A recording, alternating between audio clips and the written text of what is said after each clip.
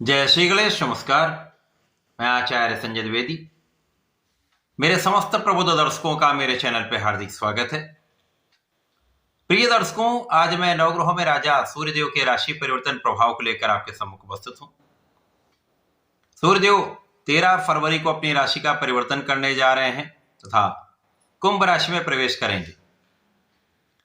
यद्यपि कुंभ राशि में जो शनिदेव की राशि है, सूर्यदेव अत्यंत बलवान नहीं होते हैं, परंतु ये ग्रह के स्थान पर निर्भर है, किस स्थान पर ग्रह का परिवर्तन हो रहा है। इसके साथ ही साथ सूर्यदेव राजा हैं और राजा के समान ही इनका कर्तव्य है, उत्तरदायित्व है, क्षमता है, प्रभाव है। शासन सत्ता के कारक सूर्यदेव हैं, शासन प्रशासन के कारक सूर्यदेव हैं, आत्मबल के कारक सूर्यदेव हैं, क्षमता के कारक सूर्यदेव हैं, नेतृत्व के कारक सूर्यदेव हैं, पिता के कारक सूर्यदेव हैं। और अपने पुत्र की राशि में इनका गोचर होने वाला है और शनिदेव की स्थिति अत्यंत प्रबल अवस्था में चल रहा है, जिसके कारण ये अत्यंत प्रभावी तथा कुछ विशेष परिवर्तन है। क्योंकि कुंभ राशि में पहले से ही बुध और शुक्र का परिवर्तन चल रहा है और यहाँ पर सूर्य, बुध और शुक्र का महायोग बनेगा, जिससे कुछ विशिष्ट लाभ देने वाले परिणामों की प्राप्ति होगी। कुंभ राशि में पहले से ही राहु का भी गोचर चल रहा है और राहु सूर्य का जब भी प्रभाव प्राप्त होगा, चाहे वो युति प्रभाव हो, चाहे वो दृष्टि प्रभाव हो, तो यहाँ पर ग्रहण लग जाता है। परंतु सूर्य लंबे समय तक ग्रहण में नहीं रहते हैं। केवल जब सूर्य और राहु कम अंतर से एक दूसरे के सामने होंगे तो ही ग्रहण का सर्वाधिक प्रभाव प्राप्त होगा। बाकी के समय में सूर्य का जो प्रभाव है वो अपना संपूर्ण प्रभाव प्रदान करेंगे। अब कुंभ राशि में बुध, शुक्र और सूर्य राहु से पीड़ित भी होंगे और इस गोचर काल में मंगल का भी प्रभाव यहाँ पर प्राप्त होगा, जिसके कारण ये समस्त ग्रह कुछ विशेष प्रभाव भी देंगे, परंतु राहु का दुष्प्रभाव भी प्राप्त होगा। प्रिय दर्शकों, आज मैं मिथुन राशि के लिए सूर्यदेव के इस राशि परिवर्तन का, इस राशि परिवर्तन से बनने वाले योग का, मिलने वाले लाभ का तथा कहीं पर यदि कोई समस्या या अवरोध है तो उसका क्या निराकरण है, संपूर्ण विश्लेषण मैं पूर्ण तरीके के साथ करने जा रहा हूं। प्रिय दर्शकों, इस राशिफल को आप अपने लग्न तथा राशि दोनों के अनुसार देख सकते हैं। अब मिथुन राशि जो बुध की राशि है, अब बुध के साथ सूर्यदेव का बुधादित्य योग बनने वाला है। सूर्य बुध अति मित्र के भाव में होते हैं। मिथुन राशि के लिए सूर्यदेव आपके पराक्रम के स्वामी, पराक्रमेश का गोचर नवम भाव जो भाग्य का भाव है यहां पर आरंभ होने वाला है। अब लग्नेश भाग्य भाव में है, शुक्राचार्य भाग्य भाव में है और यहां पर राहु के साथ इनका योग बना हुआ है। सूर्यदेव यहां पर पहुंच जाएंगे तो यहां चतुर्ग्रही योग बन जाएगा। अब ये जो योग है कुछ विशिष्ट प्रभाव देगा।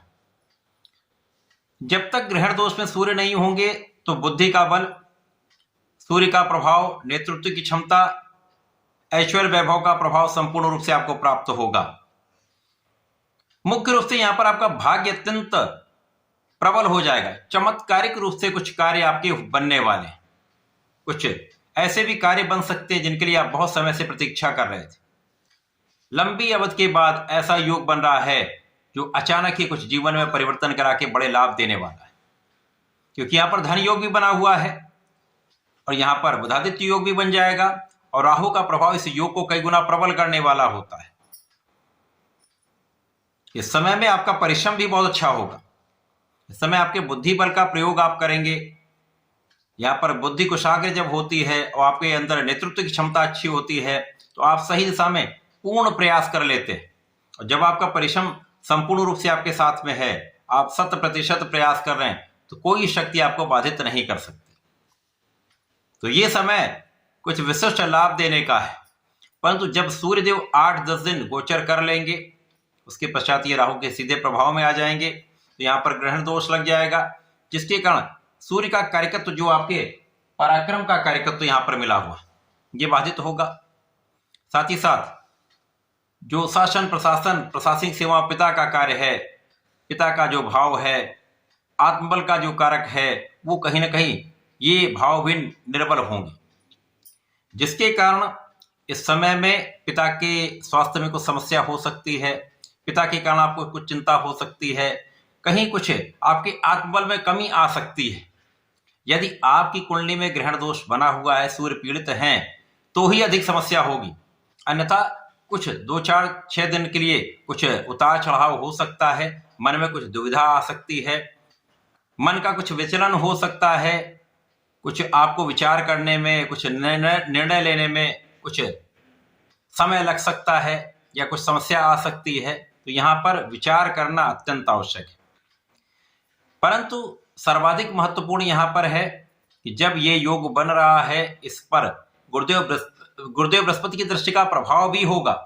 अब गुरुदेव यहाँ पर लग्न में बैठे हुए हैं, जिनका प्रभाव जब नवम भाव पर होगा तो भाग्य तो महाबलशाली हो ही रहा है। सूर्य को भी बल मिलेगा, बुध को भी बल मिलेगा, अन्य ग्रह शुक्र और मंगल को भी ये प्रभावित करके बलवान कर दें।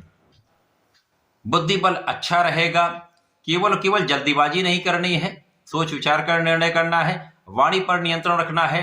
विचार करके काम करेंगे तो समस्याएं नहीं होंगी। इसी प्रकार से यदि किसी भी कार्य को करने से पहले आप एनालिसिस कर लेते हैं, उसकी योजना बना लेते हैं, अच्छी प्लानिंग के साथ कोई काम करते हैं, तो कोई समस्या नहीं आएगी। बल्कि यहाँ पर आपको कुछ ऐसे प्रभाव प्राप्त होंगे, ये इनके इन प्रकार अपने कार्य को आप सिद्ध कर पाएंगे। विशेष रूप से जो लोग राजनीति में हैं, उनके लिए कुछ बड़े अवसर मिलने वाले हैं। यहाँ पर आपके कार्य क्षेत्र में भी वृद्धि हो सकती है, आपके अधिकार क्षेत्र में भी वृद्धि हो सकती है।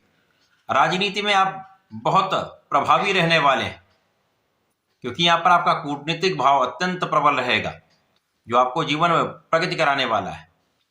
परंतु जब ये पीड़ित होंगे तो यहाँ पर आपका लाभ भी बाधित होगा।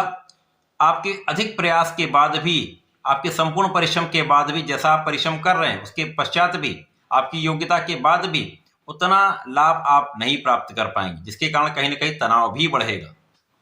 इसी प्रकार से यहाँ पर कुछ व्यय भी बढ़ सकते हैं, कुछ अनावश्यक यात्राएं भी हो सकती हैं, यहाँ पर आपका व्यय हो सकता है।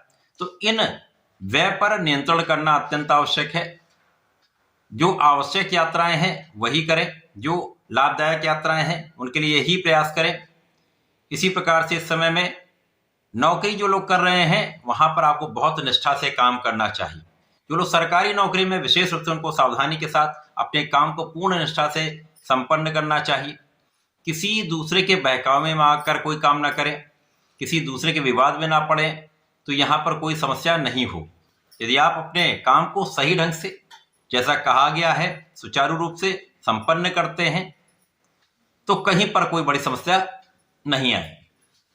यदि आप अपने काम में लापरवाही करेंगे, यदि आप अपने काम को टालेंगे या जैसा मनाया वैसा कर दिया, काम को निपटाने से बचना चाहिए। क्योंकि यहाँ पर यदि आपने काम को किसी प्रकार से संपन्न कर दिया, उल्टा सीधा कर दिया, तो यहाँ पर समस्या अवश्य आएगी। और यदि सरकारी नौकरी में है, कोई ना कोई यहाँ आक्षेप लग सकता है। अतः बहुत संयमित, बहुत संतुलित धैर्य के साथ अपने काम को संपन्न करना चाहिए। चाहे आपको तनाव हो, अधिक परिश्रम करना पड़े, लेकिन आप अपने काम को सही ढंग से करें।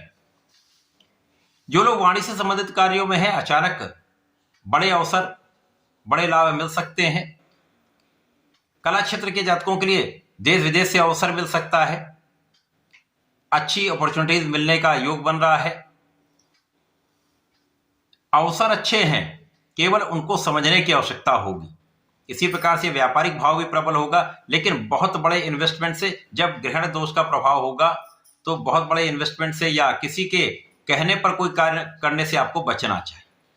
अपने बुद्धि बल पर, अपने आत्मबल पर, अपनी योग्यता पर विश्वास करके कार्य करना चाहिए। यदि धर्म के मार्ग पर आप बने रहते हैं तो निश्चित रूप से ये समय आपके लिए बहुत कष्टकारी नहीं होगा। कुछ अवरोध अवश्य आएंगे, उनका निस्तारण भी हो जाएगा। आप आध्यात्मिक बने रहें, अपने इष्ट का ध्यान करते रहें, नियमित रूप से गणपति महाराज की आराधना करते रहें। ओम गंग गणपते नमः का एक माला का जप अवश्य करें। गणपति जी का संकटनाशन गणेशोत्तम का पाठ कर लेते तो विशेष लाभ मिलेंगे। तथा इस समय में यदि आप प्रत्येक बुधवार को गाय को हरा चारा खिलाते हैं, भगवान भोलेनाथ पर जलार्चन करते हैं, बेलपत्र अर्पित करते हैं, दूर्वा अर्पित करते हैं, सूर्यदेव को जल देते हैं, तो विशेष लाभ आपको प्राप्त होता है। तो ऐसा करके इसका उपयोग करें। धन्यवाद, नमस्कार।